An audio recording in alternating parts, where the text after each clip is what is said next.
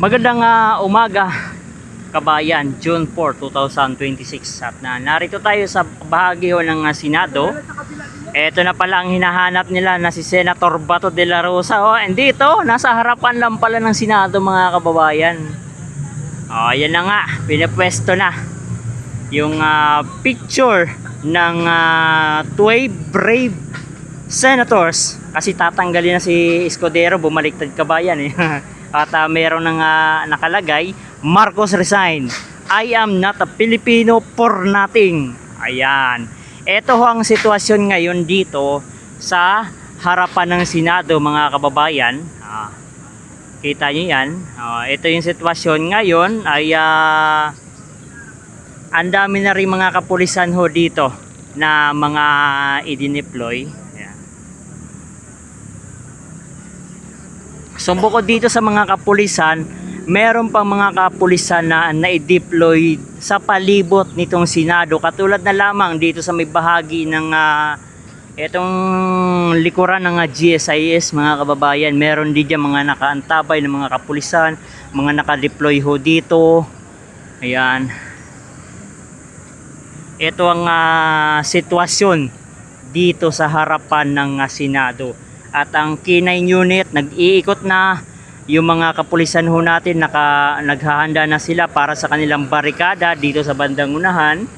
At sinasabi nga nitong umagaw ng bagong liderato, no, na illegal naman mga kababayan, ay hindi papapasukin yung mga inimbita na mga resource person para dumalo sa Senate Blue Ribbon Committee mga kababayan. Kaya alam natin na papasok din dito si Senator Alan Peter Cayetano.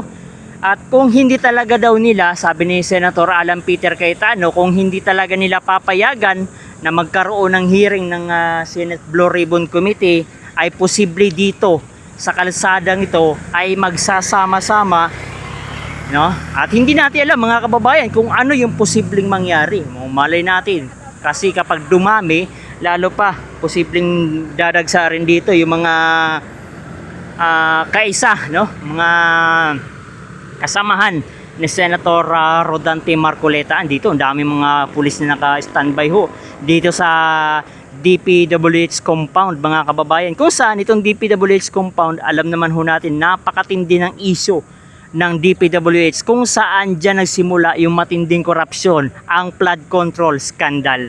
Ayan, dyan ho sila sa mga oras na to. Ngayon nakadeploy ho yung ibang mga kapulisan dito.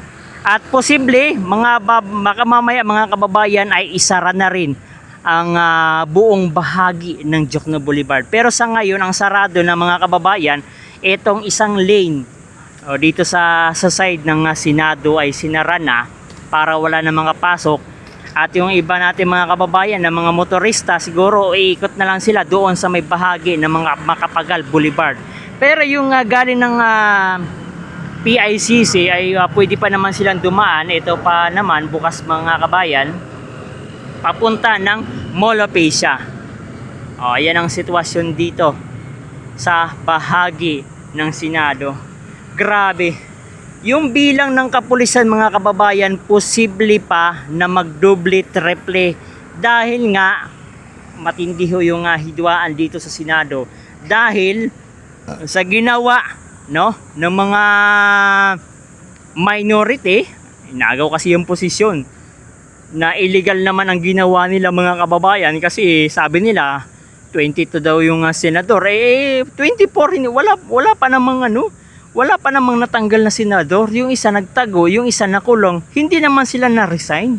Ibig sabihin mga kababayan, 24 pa ang senador. Ibig sabihin ang majority 13.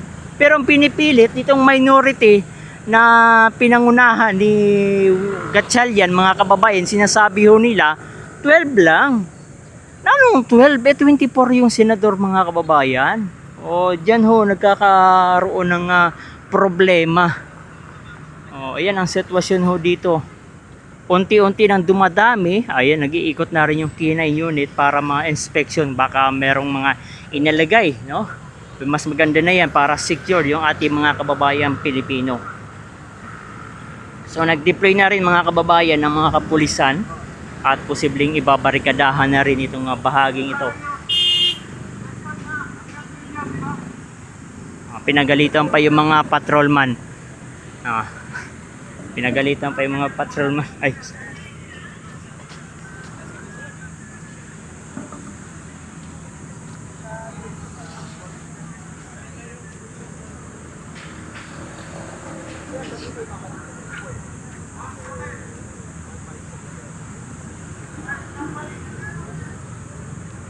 Ay, sige sir.